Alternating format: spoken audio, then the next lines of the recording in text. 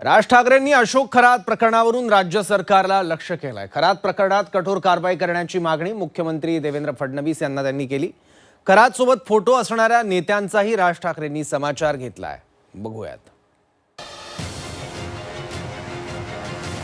कुठे नेऊन ठेवला महाराष्ट्र माझा, राज ठाकरेंचं टीकास्त्र।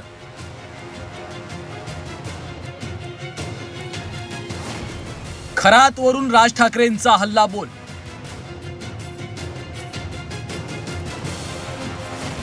खरातला भेटलेल्या नेत्यांचाही ठाकरेंकडून समाचार। भोंदूबाबा अशोक खरातवरून राजकीय वातावरण चांगलंच पेटलंय। सत्ताधारी विरोधकांमध्ये आरोप प्रत्यारोप पाहायला मिळाले। दरम्यान याच भोंदूबाबावरून राज ठाकरेंनीही आता हल्लाबोल केलाय। खरातला भेटलेल्या नेत्यांचाही राज ठाकरेंनी चांगलाच समाचार घेतलाय। अशोक खरात प्रकरणातले हिडीस तपशील वाचून शब्दशः गरगरल्यासारखं झालं।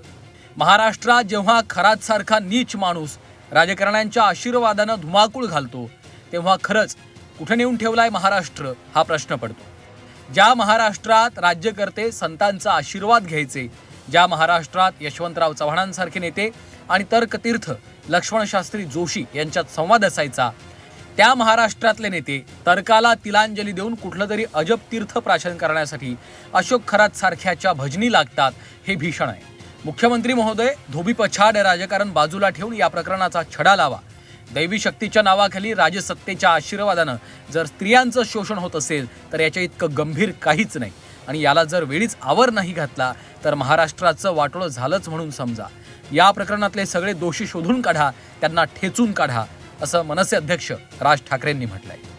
राज ठाकरेंच्या या पोस्टनंतर राजकीय प्रतिक्रिया उमटू लागल्यात। राज ठाकरे नेहमीच त्यांची थेट भूमिका मांडतात, त्यामुळं महायुती एकत्र बसून खरात संदर्भात ठोस निर्णय घेईल, असं आमदार शरद सोनवणे यांनी म्हटलंय।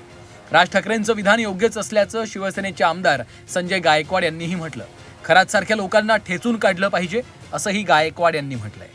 बघा, राज साहेबांचं तुम्हाला माहिती आहे, कोणतंही एखादी गोष्ट ते महाराष्ट्रावर मांडतात तर ते त्यांच्या विचारातून आणि त्यांच्या मनातून आलेला थेट स्वभाव आहे त्यांचा, थेट बोलणं।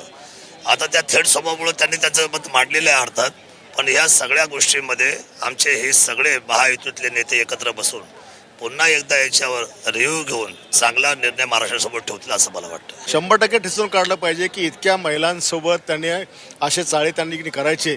ठीक आहे, हा हिंदू धर्म आहे, लोक थोडे भावनाविवश असतात, लोकांना अशा अपेक्षा असते की खरं यांच्या शक्तीमधून आपल्याला काहीतरी मिळेल।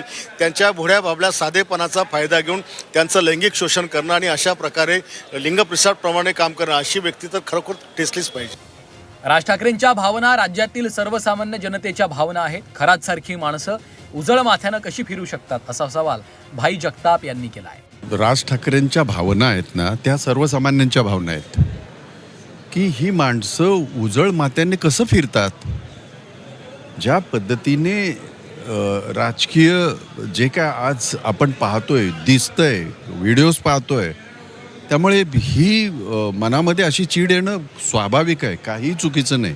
अशोक खरात प्रकरणावरून राज ठाकरेंनी सरकारला देखील गंभीर सवाल केले।